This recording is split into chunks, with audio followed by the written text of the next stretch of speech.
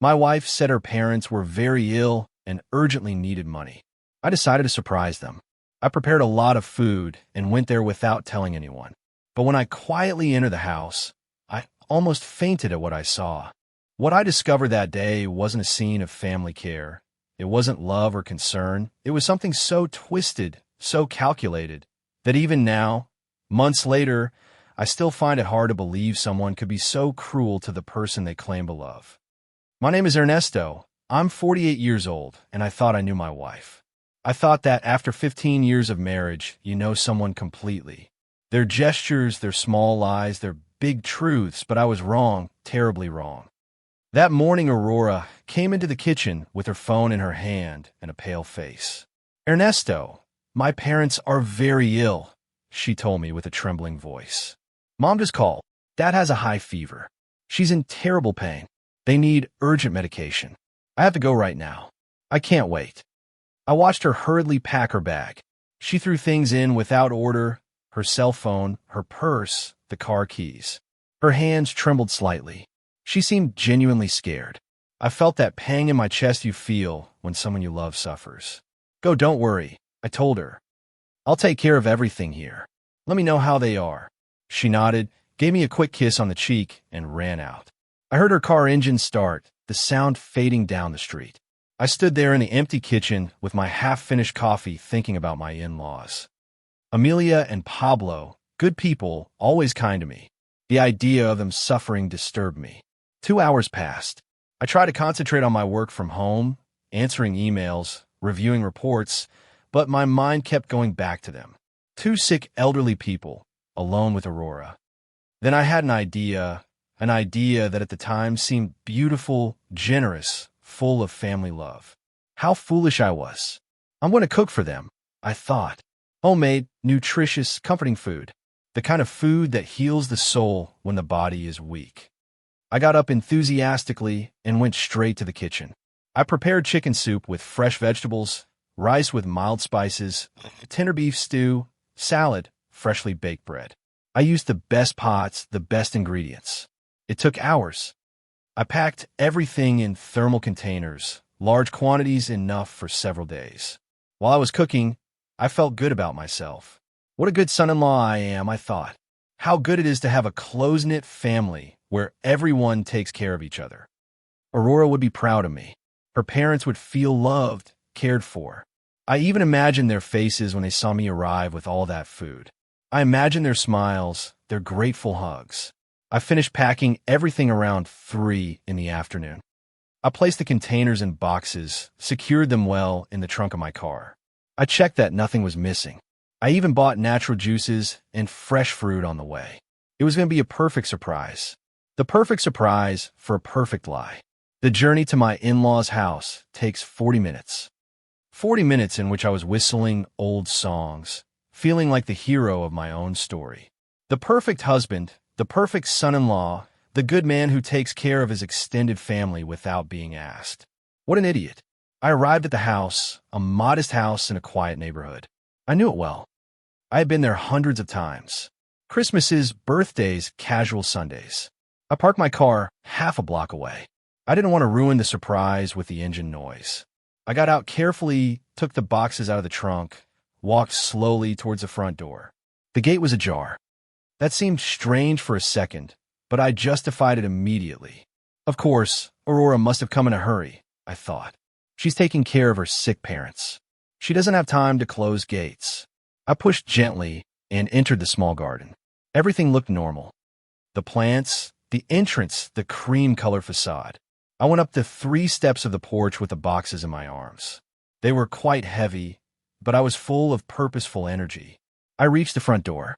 It was also ajar. Perfect, I thought. I won't have to ring the doorbell and scare them.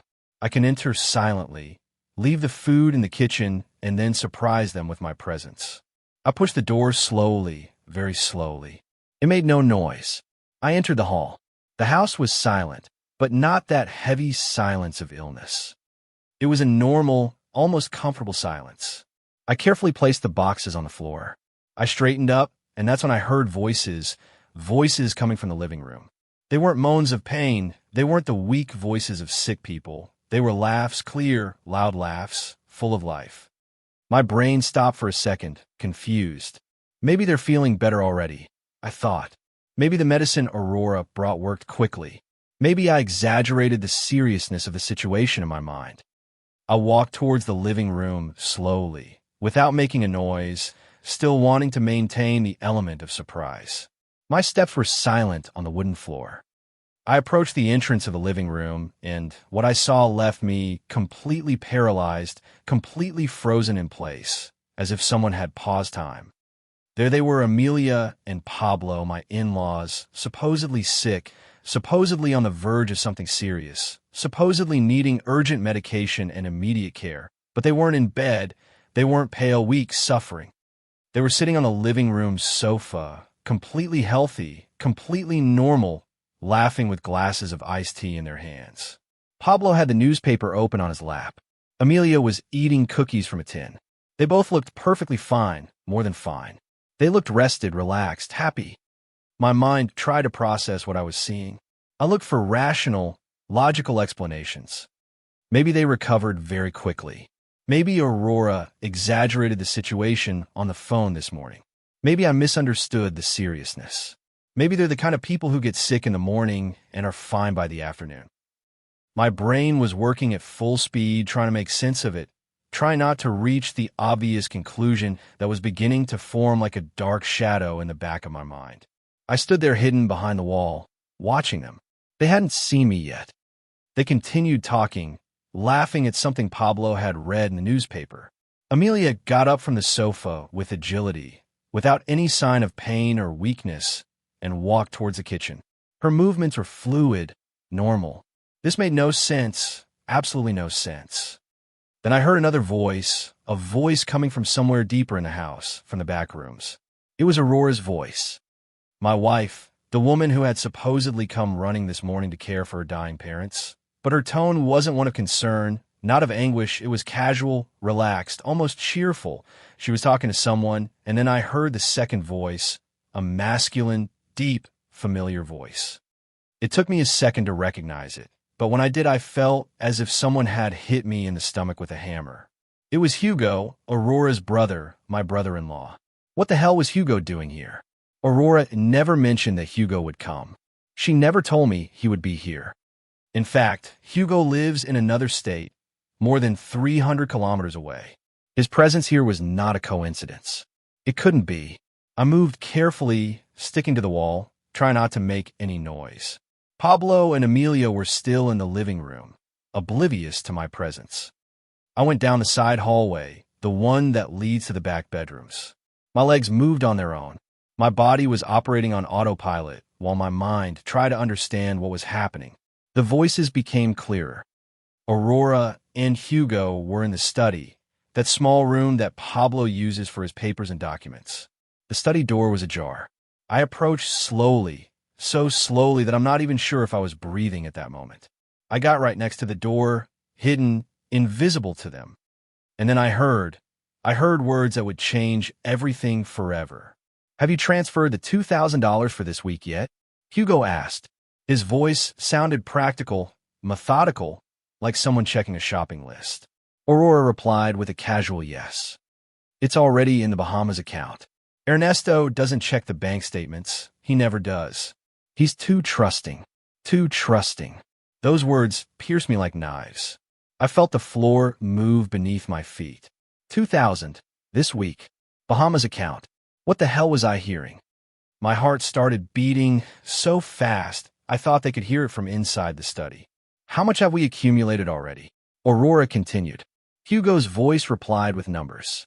83,000 in total, plus the properties we bought in Mom's name. The land on the coast is worth about $40,000. The apartment we put up for rent gives us $500 a month. Properties, land, apartment, $83,000. The words floated in my head like fragments of a nightmare. This couldn't be happening. This couldn't be real. But the voices continued, cold, calculating, discussing my money as if it were theirs, as if I were just a source of income. A working fool who produced while they enjoyed. "We need to speed up the process," Aurora said. Her voice had changed. It was no longer the sweet voice I knew.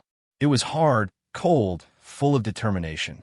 In 6 more months, we file for divorce. By then, we'll have enough saved. He doesn't suspect anything. He keeps working like a donkey, paying for everything, believing we're happy. Divorce. The word fell on me like a slab of cement. Aurora was planning a divorce, but not just that.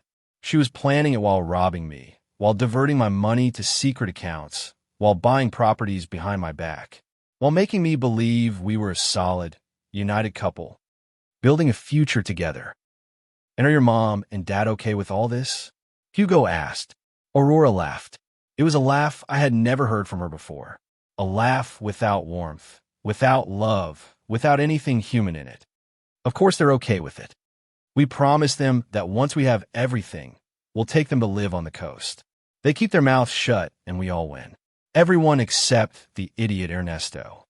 The idiot Ernesto. Me. That was me. The idiot who worked 60 hours a week. The idiot who skipped meals to save money.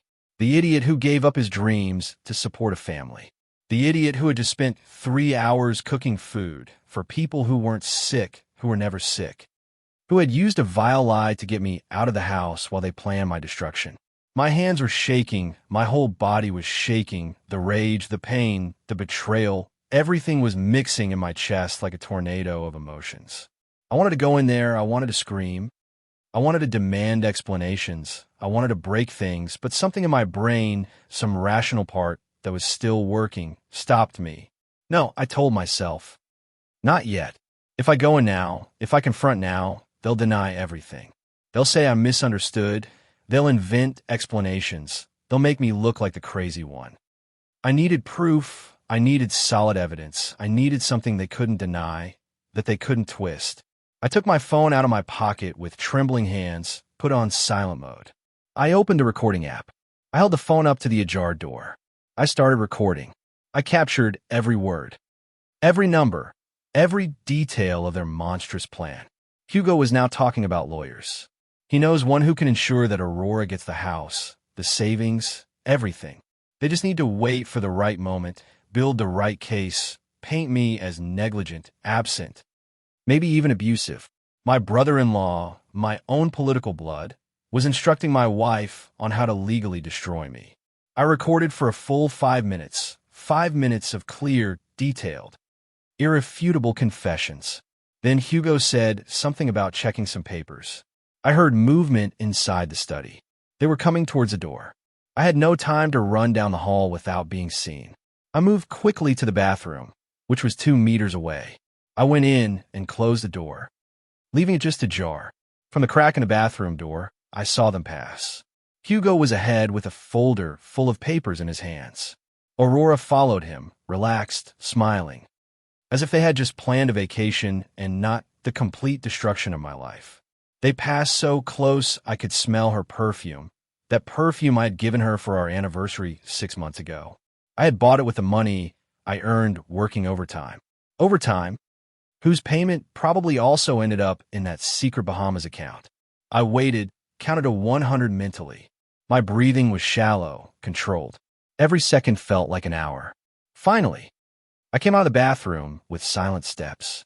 I went back to the study. The door was now wide open. I went in carefully, my eyes scanning every corner of the room. It was a small space with an old wooden desk, shelves full of books that Pablo never reads, and a metal filing cabinet in the corner. The filing cabinet.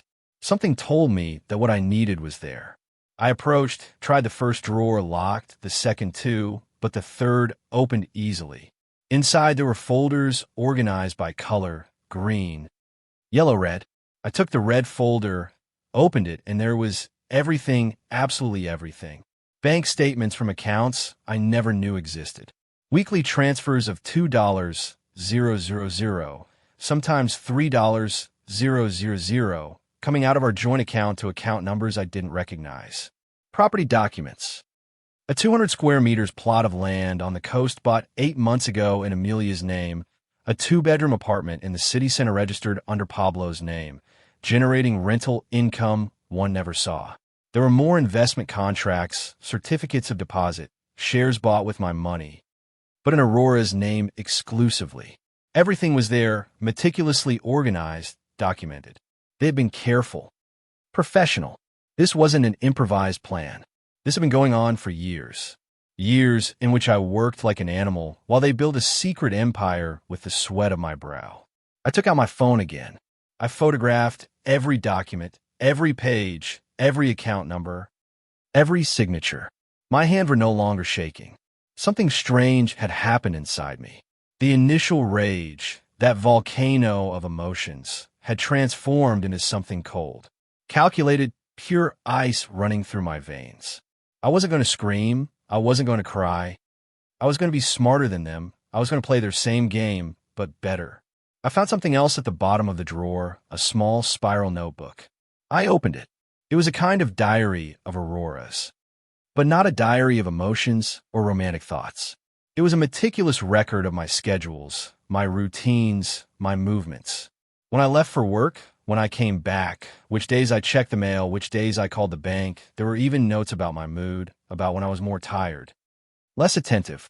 She had been studying me, like a scientist studies a lab mouse. Every pattern of mind documented, every weakness identified, every moment of vulnerability noted to be exploited. I read an entry from 3 months ago. Ernesto is exhausted lately. He works late almost every day. He barely checks the statements. I can increase the transfers to $2,500 weekly without him noticing. Another entry from a month ago. Ernesto mentioned he wants to buy a new car next year. I must make sure that doesn't happen. He needs to keep using the old one, so he doesn't start asking why there isn't enough money saved. I suggested we wait another year, and he agreed, as always. It's so easy to manipulate him. Every word was a dagger. But I kept reading. I needed to see everything. I needed to know the full depth of this betrayal. There was a particularly disturbing entry from 6 months ago. Ernesto gave me an expensive perfume for our anniversary. He probably spent $300. What a waste. That money should be in our savings account. But he's always so sentimental, so foolish. At least Hugo and I had a good laugh when I told him. They were laughing at me, taking my love, my generosity, my gestures of affection, and turning them into private jokes, into material for ridicule. I photographed every page of that notebook, every cruel word, every malicious plan, every piece of evidence that my marriage had been an orchestrated farce.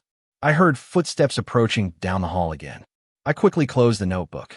I put it back in the drawer exactly as it was. I closed the drawer. I moved to the study window. There was a side exit that led to the back garden. I opened it slowly, went out, closed it behind me. My heart was pounding, but my mind was clear, perfectly clear. I went around the house, through the side garden. I reached the front again. My boxes of food were still there, where I had left them in the hall. How ironic. I had come to feed imaginary sick people, while the real sick people were the souls of the people inside that house. I left the boxes there, let them find them, let them wonder what they were doing there, let them know I was close. I walked to my car, got in, closed the door, sat there for a moment looking at the house. That house where I had so often celebrated Christmases, birthdays, family gatherings. That house where I thought there was love, family, belonging. It was all a lie. Every smile from Amelia, every pat on the back from Pablo, every hug from Aurora. Theater. Nothing but theater designed to keep me docile, productive, ignorant. I started the engine. I left there, while I was driving back home. My house. The house that Aurora would soon try to take from me. My brain was working in strategic mode. I couldn't just arrive and confront her. That would be emotional, reactive, predictable. They would expect that eventually. They had plans for that scenario. No. I needed to be more cunning. I called my cousin Sergio. He's a divorce lawyer. A good one, the kind who doesn't lose cases. I explained the situation to him in general terms, without many emotional details. I told him I needed to see him urgently. Today. Sergio heard the tone of my voice and didn't ask questions. He told me to go to his office in an hour. Then I called my accountant, a serious man named Omar, who had handled my taxes for years. I asked for copies of all bank statements for the last 3 years. All of them, from all accounts in my name or joint accounts with Aurora. Omar noticed something strange in my voice. He also asked me if everything was okay.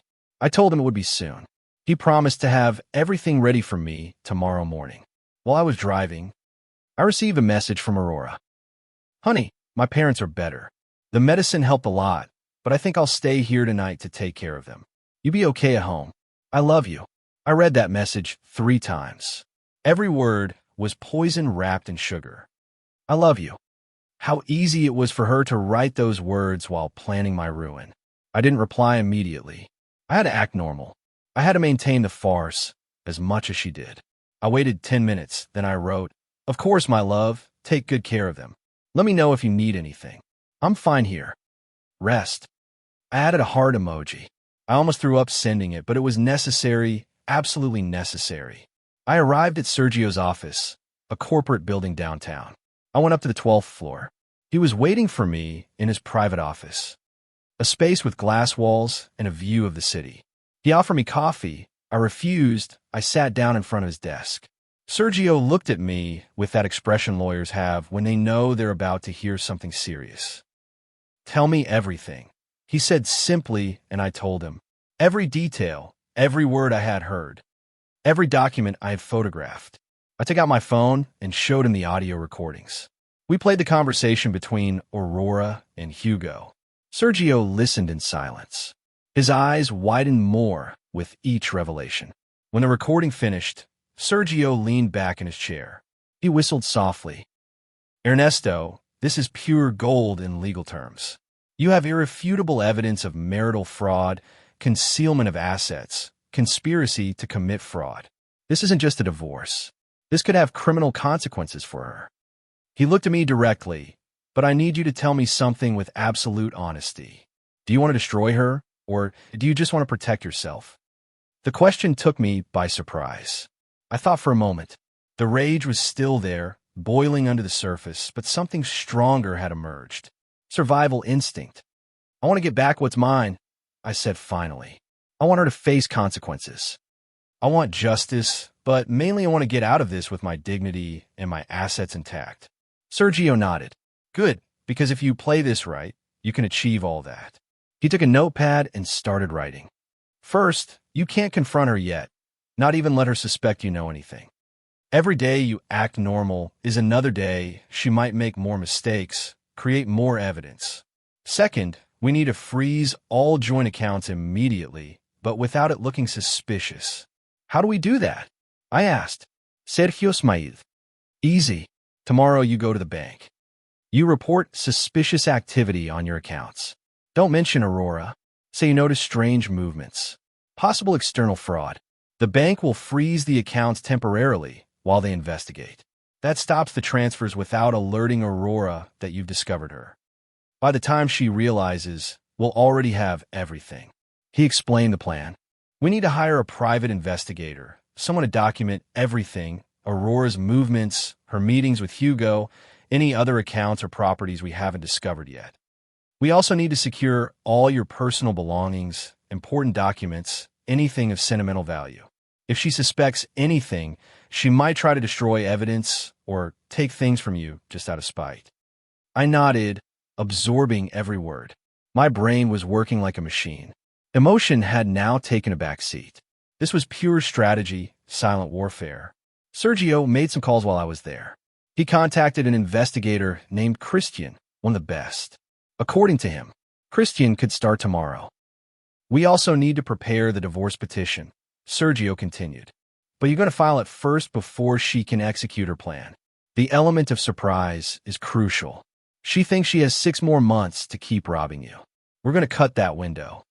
In 2 weeks maximum, we'll have everything ready to strike. 2 weeks. 14 days of acting as if nothing happened. 14 days of kissing my wife, knowing she betrayed me. 14 days of smiling while inside everything was burning. I can do it, I said. Sergio looked at me with something resembling respect. I know you can. I've seen men fall apart for much less. You have steel in your spine. I left his office with a clear plan, a defined path to justice, but also with a huge weight on my chest. Because it's one thing to discover you've been betrayed, and another thing entirely to have to keep living the lie day after day while you prepare your counterattack. It was going to be the most difficult performance of my life. I got home around 7 in the evening. The house was empty, silent. I walked through the rooms as if seeing them for the first time. The living room where we had watched so many movies together, the kitchen where we made breakfast on Sundays, the bedroom where we had slept together for 15 years. Everything contaminated now. Everything stained by betrayal. I went to our shared closet. I opened Aurora's side. Her clothes hung neatly, her shoes lined up below. I searched carefully without moving anything out of place. In a shoebox that she thought I would never check, I found more papers, receipts for purchases I never saw, jewelry I never saw her wear. A second cell phone I didn't know about. I turned it on. It had a passcode. I tried our anniversary date. It didn't work. I tried her birthday. Neither. Then I tried Hugo's birthday. The phone unlocked. My stomach twisted. The code for her secret phone was her brother's birthday. I went into the messages. There was an extensive conversation with Hugo. Months and months of messages. I read them. Each one worse than the last. They constantly made fun of me. They called me the ATM, the workhorse, the useful idiot. They planned to buy a house together on the beach once they had enough of my money. There were messages about how Aurora faked headaches to avoid intimacy with me. About how she was counting the days until she could divorce me. About how Hugo advised her what to say, how to act, how to keep me under control. One of Hugo's messages said, "Keep telling him you love him. Keep cooking his favorite meals." Men like him are simple. With a little basic attention, you can make them do whatever you want. I took pictures of everything, the entire phone, every message, every photo, every note. Then I turned it off and put it back exactly where it was.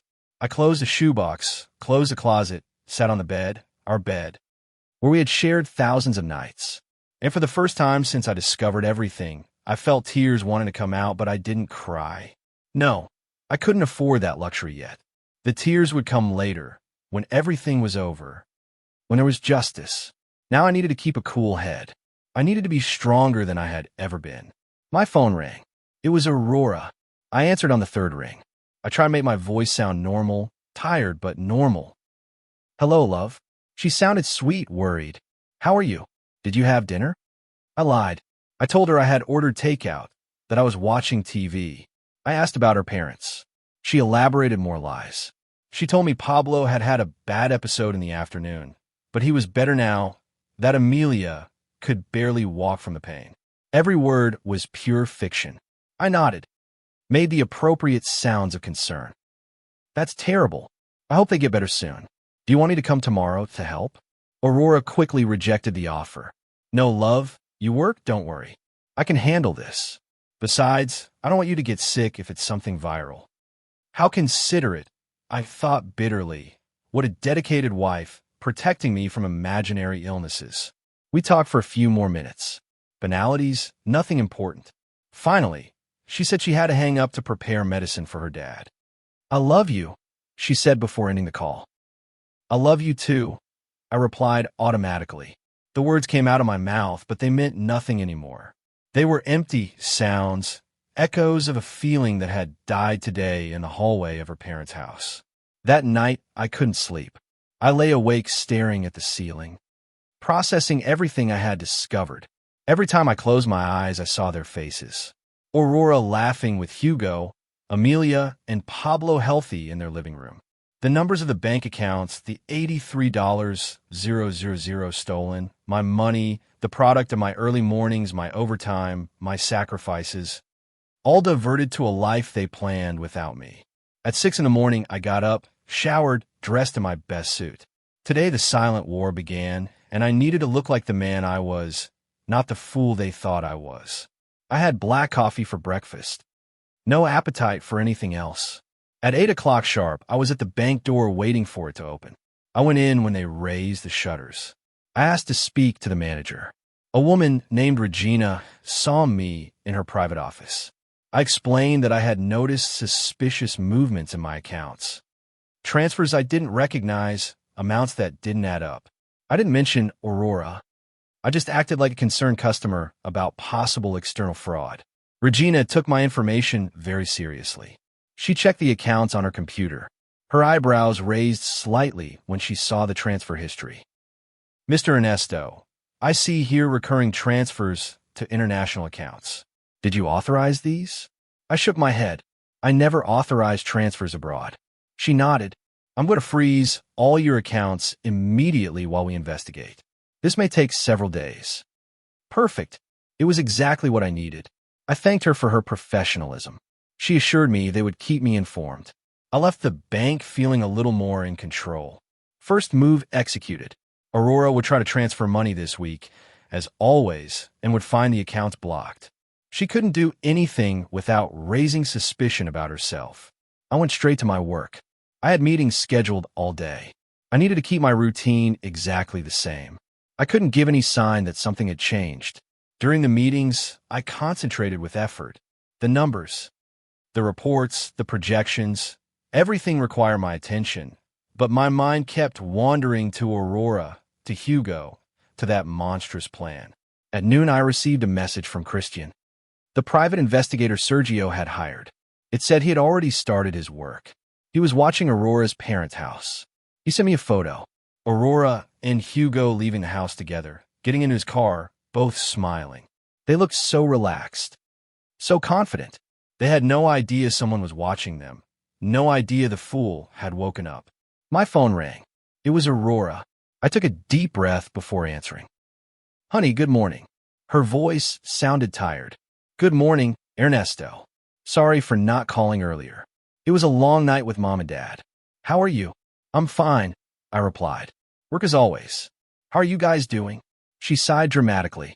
Better, but slowly. I think I'll need to stay another day. Of course. Take the time you need, I said with false understanding. Your family comes first. I could almost hear her smiling on the other end. Thanks for understanding, love. You're the best husband in the world. Those words would have been sweet 2 days ago. Now they were. In my ears. The best husband in the world. The best idiot in the world, she must have meant. That afternoon, after work, I went to see Omar, my accountant. He had everything ready. As promised, 3 full years of bank statements. We sat in his office and reviewed each document together. Omar pointed out the inconsistencies with his finger. Look here, Ernesto. In January of last year, your income was $8,000, but your reported expenses were $9,500. Where are the remaining $1,500? We followed the money trail. Small transfers at first, $200 here, $300 there, so small I never noticed them. But over time they grew, $500, $1,000, $2,000, every week like clockwork. Omar calculated the total. In 3 years, about $120,000 had disappeared from our accounts. $120,000. I had worked for $120,000 that I never saw. But there's more, Omar said. He reviewed other papers. You have a house in your name, but I see here that 2 years ago they took out a line of credit on that house for $40,000. Do you remember signing that? I looked at him without understanding. I never took out any line of credit. Omar frowned. Well, someone did. And look here. That money was disbursed and transferred to an account I don't recognize. My house. They had used my own house as collateral to steal more money. The house I had paid for years, the house where I thought I would grow old. They had put a $40,000 debt on it without me knowing. How is it possible that I didn't sign that? I asked. Omar looked at me with pity. If your wife has access to your personal documents, it's relatively easy to forge a signature, especially if they work with someone at the bank who is willing to not verify too well. Someone at the bank, an inside accomplice. This conspiracy was deeper than I thought. How many people were involved in robbing me? How many people knew and kept quiet? I felt dizzy for a moment. Omar offered me water. I drank it slowly, trying to process this new layer of betrayal. I need copies of all this, I told him. Finally, Omar already had them prepared. He handed me a thick folder with every document, every bank statement, every suspicious transfer marked with a yellow highlighter. I also have something else, he said. I made some calls to contacts at other banks. Your wife has 3 accounts that you probably don't know about. 1 in her personal name, 2 in her brother Hugo's name. The total balances add up to about $200,000. $200,000. It wasn't $83,000 as I had heard. It was more than double, much more. I felt the room spin.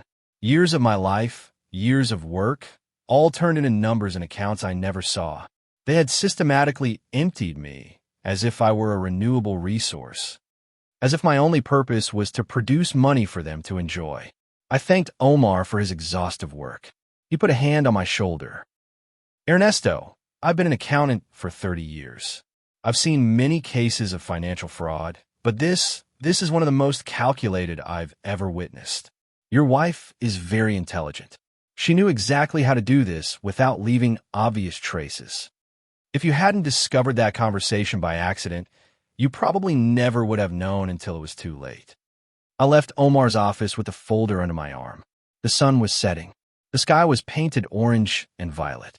Beautiful. Ironic that the world could look so beautiful when mine was falling apart. I drove home on autopilot, my hands on the steering wheel, my mind somewhere else entirely. I got home around 8 in the evening. I ate something straight from the fridge. I didn't even heat up the food. Cold pasta. It tasted like cardboard, but I didn't care. Nothing tasted like anything. Lately, I sat on the sofa with my laptop. I opened my email. There was a message from Christian, the investigator. The message contained a report for the day.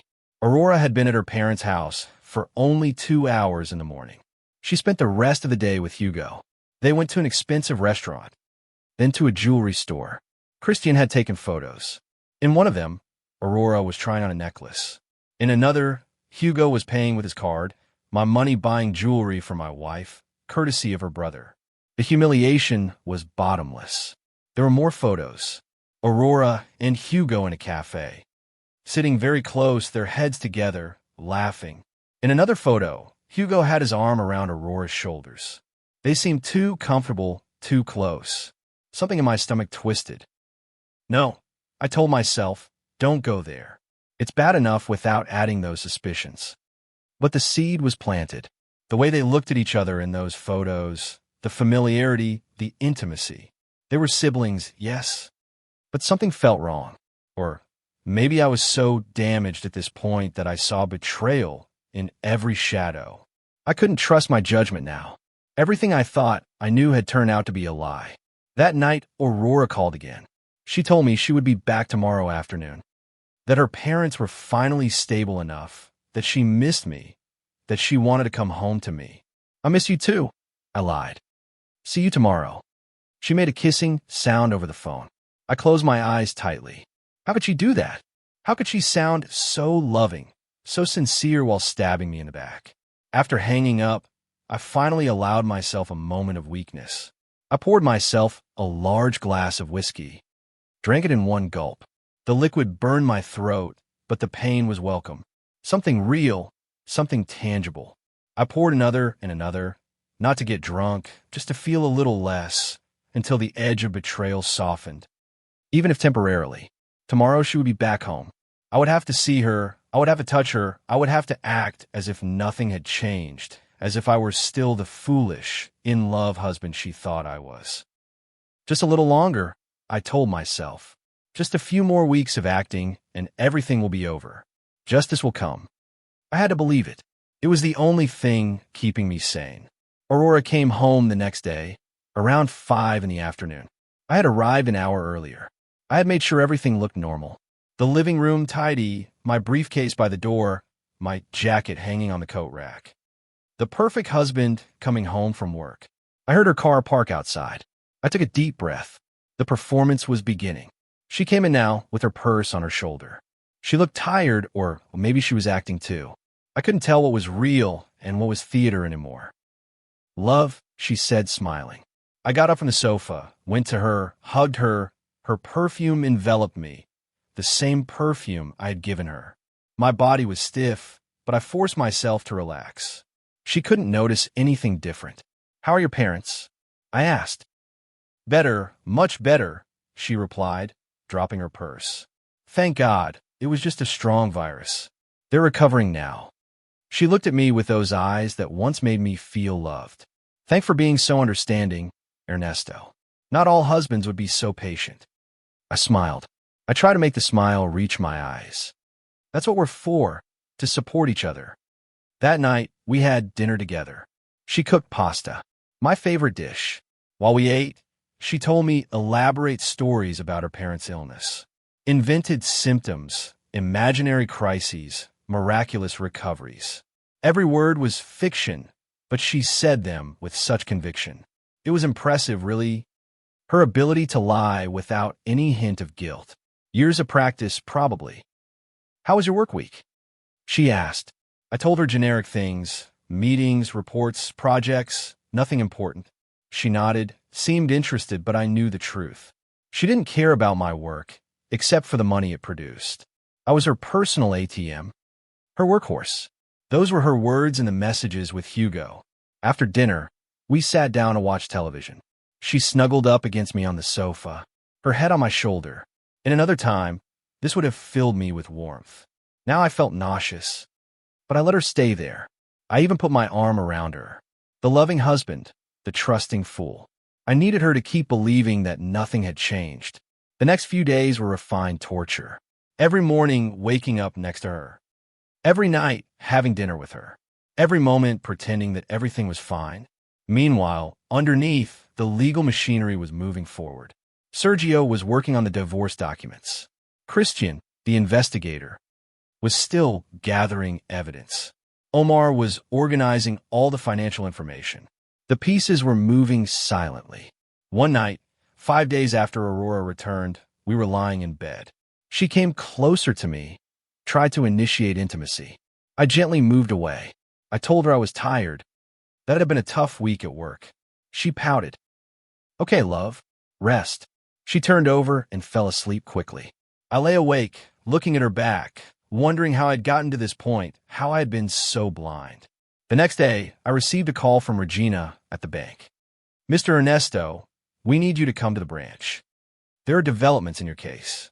I went on my lunch break. Regina had me come in her office. She had documents spread out on her desk. We found something concerning, she said. The transfers you reported as suspicious have a very specific pattern. They were all authorized from your account, but the IP address from which they were made doesn't match any of your devices. What does that mean? I asked, although I already knew the answer. Regina looked at me seriously. It means someone else had access to your account. Someone who knew your passwords, probably someone close, someone you trusted. We need to know if you want to press charges for fraud. Not yet, I replied.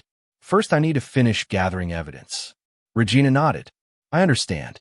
In the meantime, we've frozen all accounts as a precaution. No more transfers can be made without your in-person authorization. That gave me satisfaction. Aurora must be going crazy trying to make her weekly transfer without success. As if I had summoned it, my phone rang. It was Aurora. I answered. Honey, there's a problem with the bank, she said. Her voice tried to sound casual, but I detected panic underneath. I try to transfer money to pay for some things, and the account is blocked. Do you know anything about that? I acted surprised. Really, no. I didn't know. Maybe it's a system error. Call the bank. I already called, she replied. They say you reported suspicious activity, and they froze everything. Why did you do that without telling me? Her tone was becoming accusatory. I kept my voice calm. I saw some strange movements last week when I checked the account online. I wanted to be cautious. I didn't think it was that serious. You can go to the bank tomorrow and clear everything up. There was silence on the other end.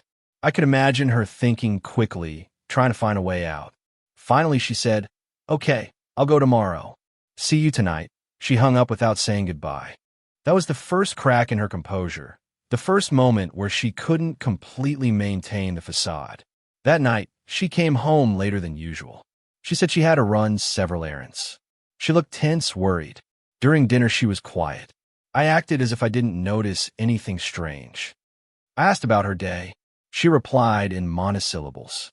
After dinner, she locked herself in the bathroom for a long time. I heard her voice speaking in whispers. She was on the phone with someone. Probably Hugo. The next day, Christian sent me new photos.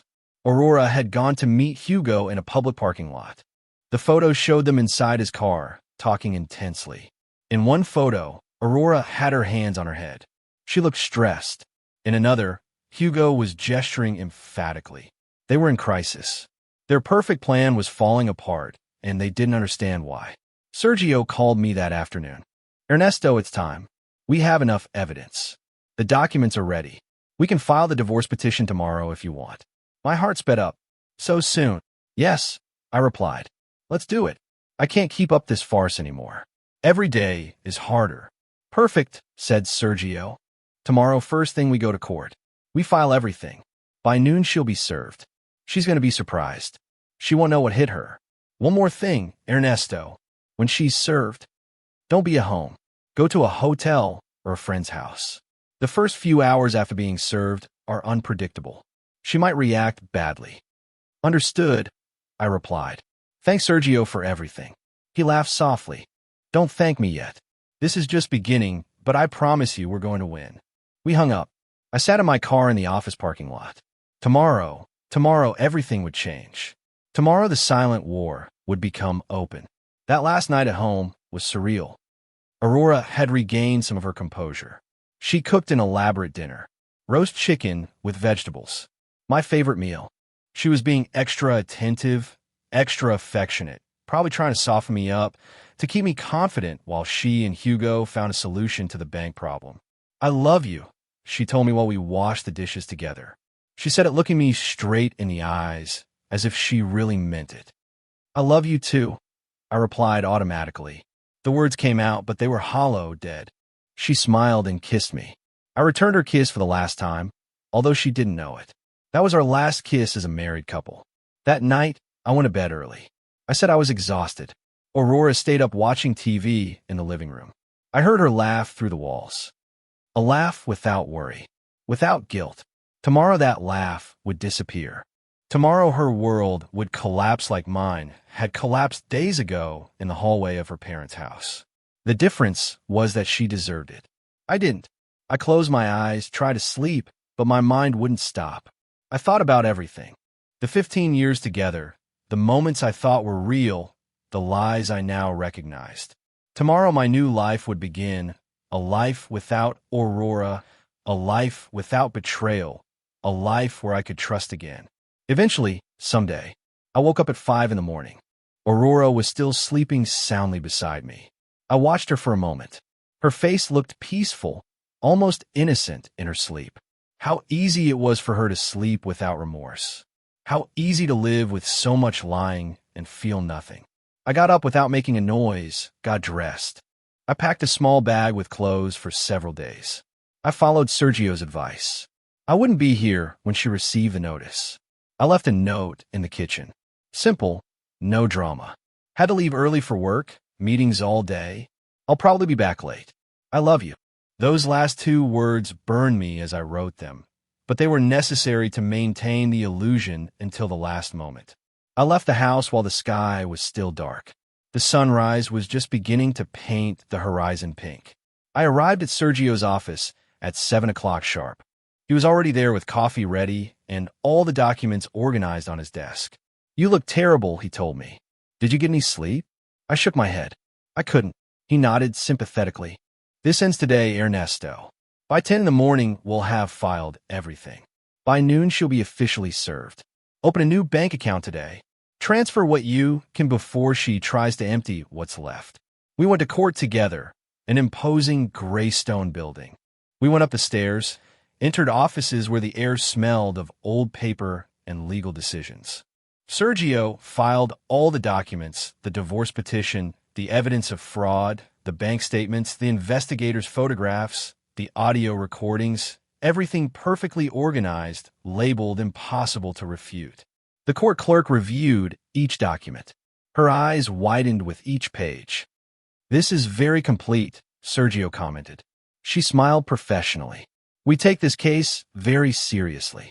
The clerk stamped the documents with an official seal. Everything is in order. The notice will be delivered today before noon. I felt something loosen in my chest. Relief mixed with terror. There was no going back now. We left the courthouse. Sergio put a hand on my shoulder. Now comes the hard part. Waiting. Stay away from the house. Don't answer her calls immediately when she calls you. Let her process this alone for a few hours. When you finally talk to her, stay calm no matter what she says. Don't let her provoke you. I nodded. I understand. I went to a hotel, a small, discreet one on the other side of town. I rented a room for a week. I took my things up, sat on the bed, looked at my phone. It was 11 in the morning. At any moment, Aurora would receive a visit from the court officer. At any moment, her world would explode. 11:30, noon, 12:15, my phone remained silent. Maybe the officer was delayed. Maybe she wasn't home. 12:30, then my phone started vibrating. It was Aurora. I let it ring once, twice, 3 times. Missed calls piling up. Then the messages started to arrive.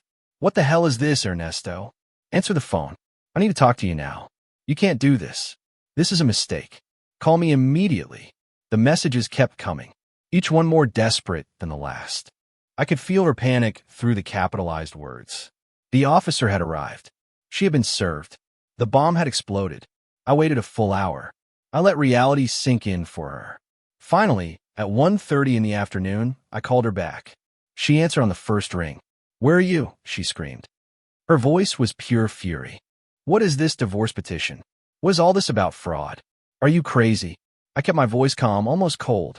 "I'm not crazy, Aurora. I'm very sane. Probably for the first time in 15 years. She was silent for a second. Then her tone changed. It became soft, tearful. "Love, I don't understand why you're doing this. We can talk, whatever it is. We can fix it." "There's nothing to fix," I replied. "I know everything, Aurora.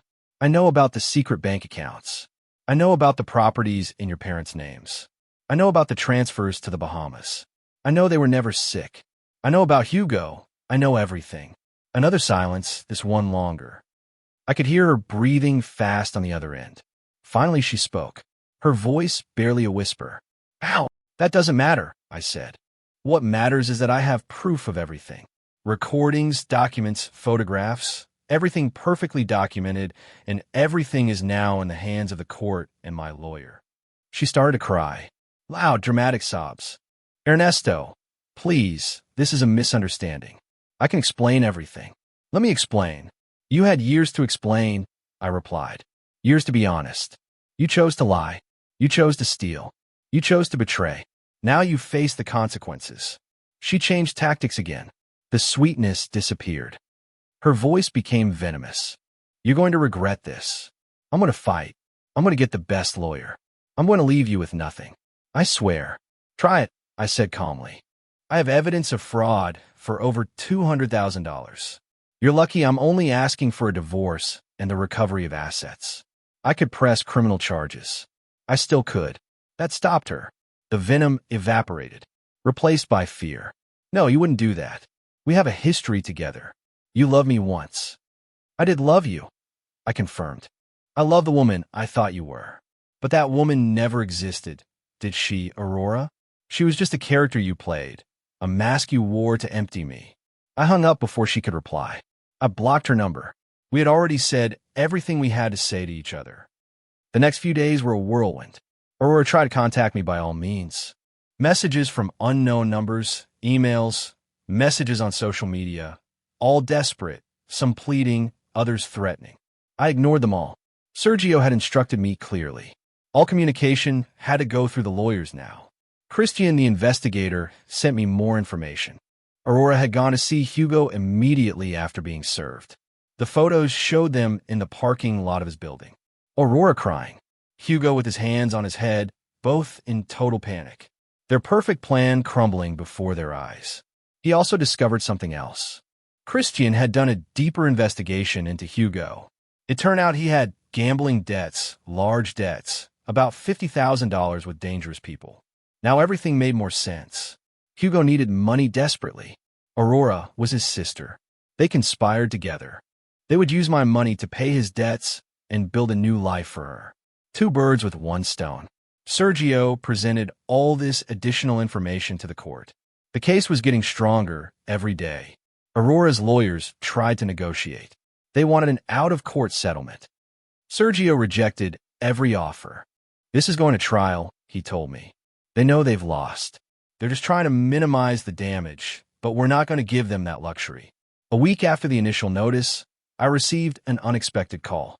It was Pablo, my father-in-law. "Ernesto, I need to talk to you." His voice sounded tired, defeated. "I don't want to talk to any of you," I replied. Pablo sighed. "I understand, but you need to know something.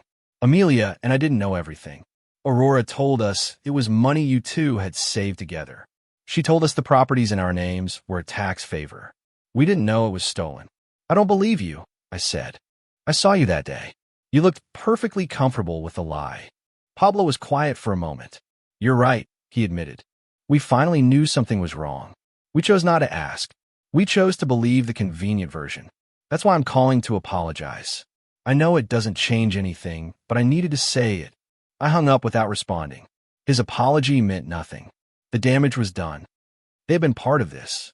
Silent accomplices, as guilty as Aurora and Hugo. There was no forgiveness for any of them. Not in my heart. Not now. Maybe never. That night, alone in my hotel room, I finally allowed myself to cry. Not silent tears, deep sobs that came from somewhere dark inside me. I cried for the lost years, for the destroyed trust, for the love that turned out to be a lie. I cried until there were no more tears, until only emptiness remained. And in that emptiness, I found something: clarity, determination, purpose. I wasn't going to let this destroy me. I wasn't going to let them win by turning me into a permanent victim. I was going to recover. I was going to rebuild. I was going to come out of this stronger. But first, I was going to make sure that each of them paid for what they did. 2 weeks later, we were in court for the preliminary hearing. It was a cold, gray day, the kind of day where the sky seems to press against the earth. I arrived early with Sergio. We sat in the waiting room. We reviewed the documents one last time. Everything was perfect. Every piece of evidence in its place. Every argument prepared. We were ready.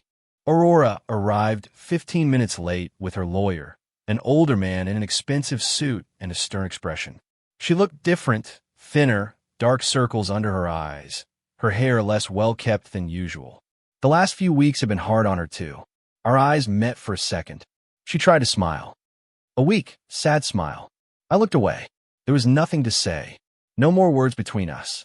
We entered the judge's courtroom. A woman in her 60s named Susanna had a reputation for being fair but strict. She didn't tolerate lies or manipulation. Sergio had told me her presence in this case was a good sign for us. We sat on our respective sides. The judge reviewed the documents in silence. The only sound was the turning of pages. Finally, she spoke. "This is an extraordinary case. In my 25 years as a judge, I have rarely seen such complete evidence of marital fraud." She took off her glasses and looked directly at Aurora. "Ms. Aurora, the accusations against you are extremely serious. Do you have anything to say in your defense before we proceed?" Aurora's lawyer stood up. His defense was predictable. He tried to argue that the transfers were part of an informal marital agreement, that the properties in her parents' names were legitimate family investments, that it was all a misunderstanding between spouses. But his words sounded hollow, even to him. He knew he had no case. Sergio stood up when it was his turn, presented the audio recordings. The entire courtroom heard the conversation between Aurora and Hugo, her own words condemning her. "Have you transferred the $2,000 for this week? Ernesto doesn't check the bank statements. He never does. He's too trusting. The idiot Ernesto." Every word falling like hammer blows in the silent courtroom. I saw Aurora sink into her chair. Her lawyer tried to object. He argued that the recording was obtained without consent. Sergio replied calmly. "The recording was made by my client on private property where he had a legal right to be. Consent was not required. Furthermore, we have documentary evidence that corroborates every word of that recording." Judge Susanna agreed. The recording was admissible. Then came the documents. Sergio presented them one by one. Bank statements showing the transfers, property documents in Amelia and Pablo's names. Aurora's notebook with her notes on my schedules and routines. The secret phone with the messages between her and Hugo. The investigator's photographs showing them together, spending my money. Receipts, contracts, every piece of evidence building an irrefutable case. Aurora's lawyer tried to counterattack. He called Aurora to the stand.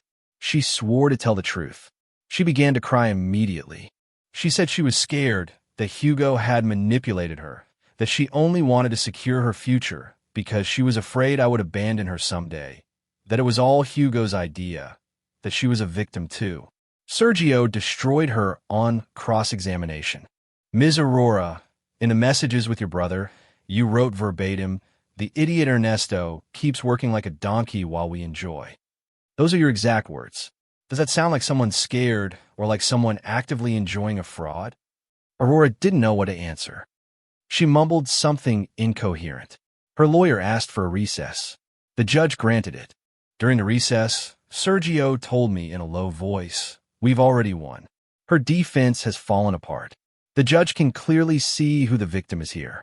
Now it's just a matter of determining the consequences and the division of assets." I nodded, but I didn't feel victory, only emptiness. This whole process, this whole legal battle, didn't bring back the lost years. It didn't heal the betrayal. It only documented it officially. We returned to the courtroom. Judge Susanna took the floor. "I have reviewed all the evidence presented. It is clear to this court that there was systematic marital fraud for a period of at least 3 years. Mrs. Aurora, along with her brother Hugo, conspired to divert funds from the marital income to secret accounts with the intention of eventually leaving her husband without resources during a planned divorce process." She continued, "The properties acquired in the names of Mrs. Aurora's parents will be immediately transferred to Mr. Ernesto as partial compensation. All bank accounts identified in this case will be frozen, and their contents will be divided with 70% going to Mr. Ernesto and 30% to Mrs. Aurora. This reflects the origin of the funds and the fraudulent nature of their acquisition." Aurora began to cry harder. Her lawyer pleaded for clemency. He argued that 70% was excessive. Judge Susanna looked at him coldly. "Mr. Lawyer, your client systematically stole from her husband for years while planning to abandon him and leave him in ruins. 70% is generous. I could order 100% and also refer this case to the prosecutor's office for criminal charges. If your client is wise, she will accept this arrangement and be grateful." Furthermore, the judge continued, "Mr. Ernesto will retain the full family home and any other property acquired during the marriage, unless Mrs. Aurora can prove with receipts and documentation that she contributed directly to its purchase, which I doubt she can, given that she did not work for most of this marriage. Mrs. Aurora will have 30 days to remove her personal belongings from the residence." Regarding the fraudulent $40,000 line of credit taken out on Mr. Ernesto's house, the judge was equally clear. Mrs. Aurora will be personally responsible for paying that debt. If the signature was forged as the evidence suggests, this constitutes an additional crime. I will give Mr. Ernesto time to decide if he wishes to press criminal charges in addition to these civil proceedings. The gavel came down. The hearing was over. We stood up. Aurora quickly left the courtroom, still crying, her lawyer trying to console her as they walked. I stood there for a moment. Sergio gave me a pat on the back. "You did well, Ernesto. Justice was served." I nodded. "Yes, justice. But why doesn't it feel better?" We left the courthouse building. The sun had finally come out. The rays broke through the gray clouds. Sergio was right. We had won. I would get back most of my money. I would keep my house. Aurora would face real consequences. But there was something else I needed to do, something else I needed to close before I could truly move on. That afternoon, I went to see Amelia and Pablo. I arrived unannounced. I knocked on the door of that house that had once been familiar to me. Pablo opened it.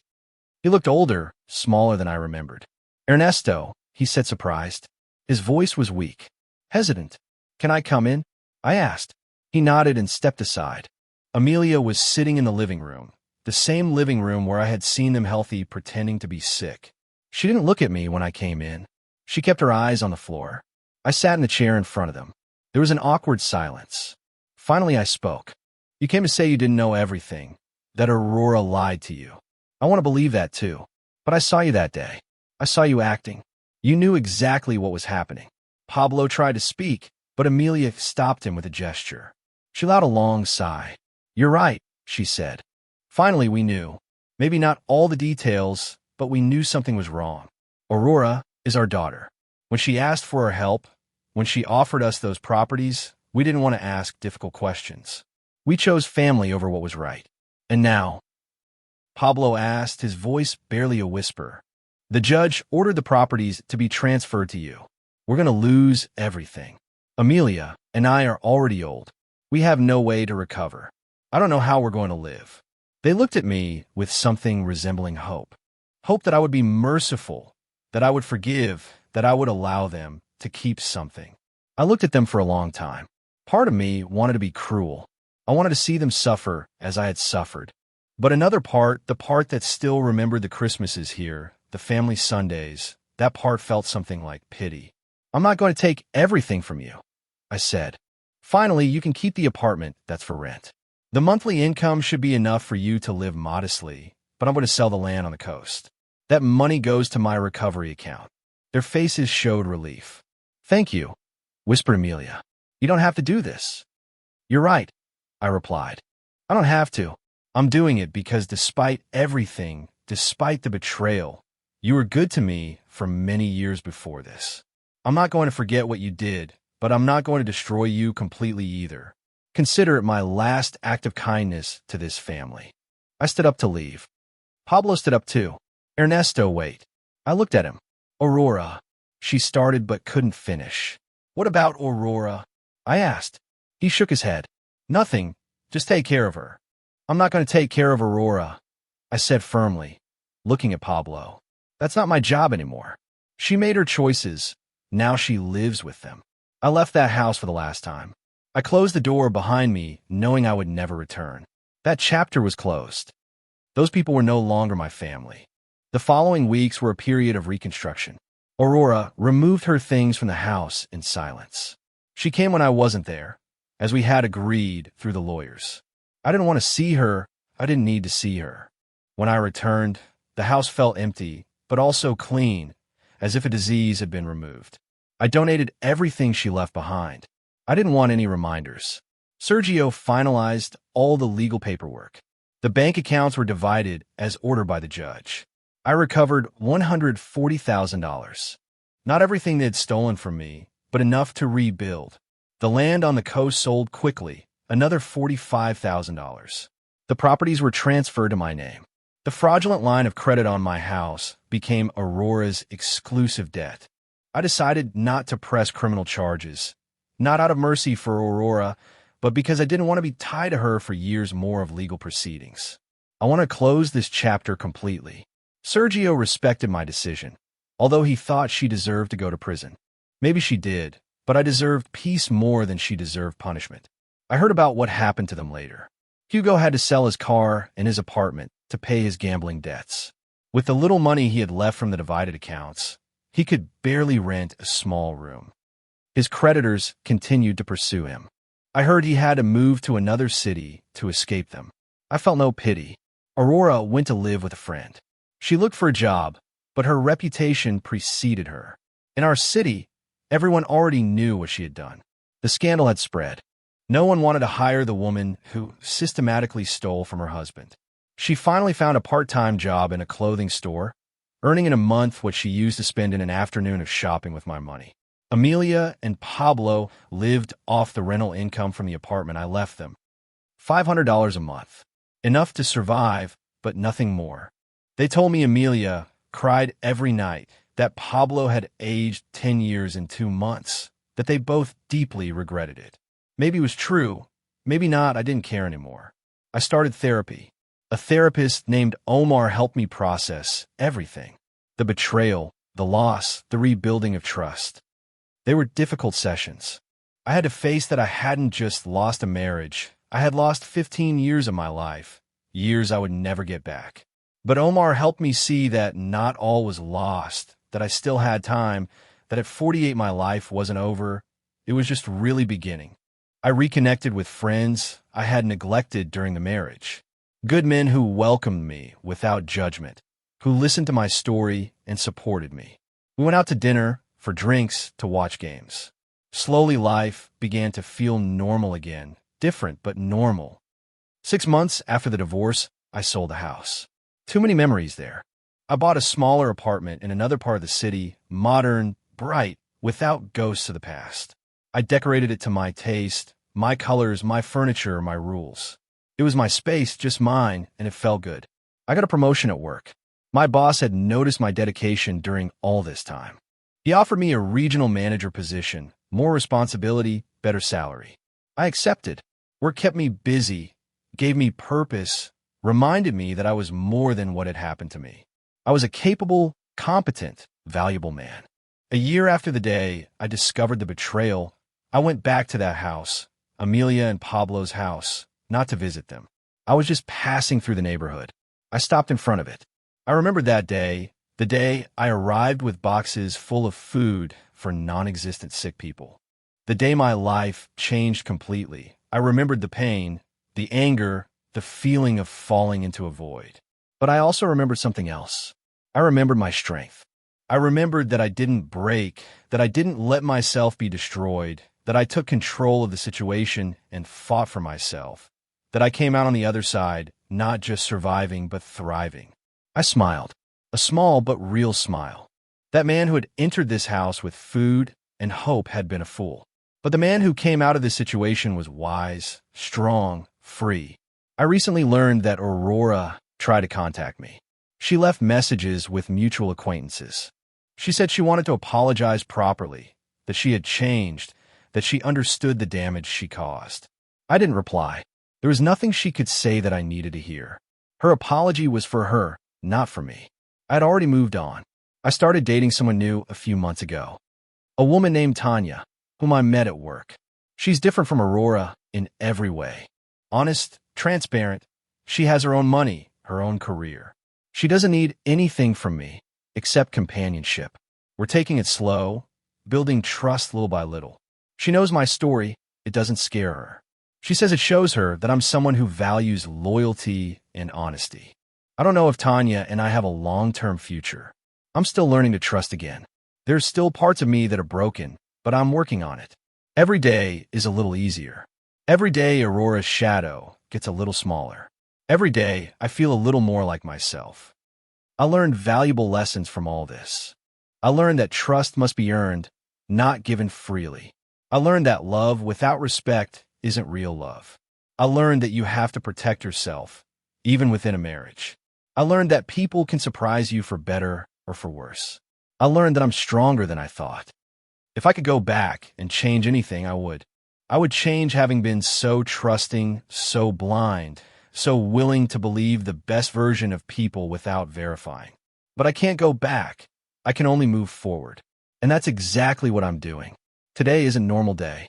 I woke up in my apartment, made coffee, checked my emails. I have an important meeting this afternoon, a dinner with Tanya tonight, plans for the weekend with friends. My life is full again, full of real things, real people, real emotions. Sometimes I still think about that day. The day I quietly entered that house with food for sick people who didn't exist. The day I heard those words that destroyed my world. The idiot Ernesto, too trusting, the workhorse. And I smile because that idiot no longer exists. That man died in that hallway. The man who is left is someone much better, someone who doesn't let himself be used, someone who knows his value. Aurora took 15 years from me. She took money from me. She took my trust, but she didn't take the most important thing. She didn't take my dignity. She didn't take my ability to recover. She didn't take my future. That is still mine, completely mine. And I'm building it every day, brick by brick, stronger than before. The betrayal hurt. It almost destroyed me, but in the end it made me stronger. It taught me who I really am when everything falls apart. I'm a survivor. I'm a fighter. I'm Ernesto, and my story didn't end that day in that house. My story was just beginning.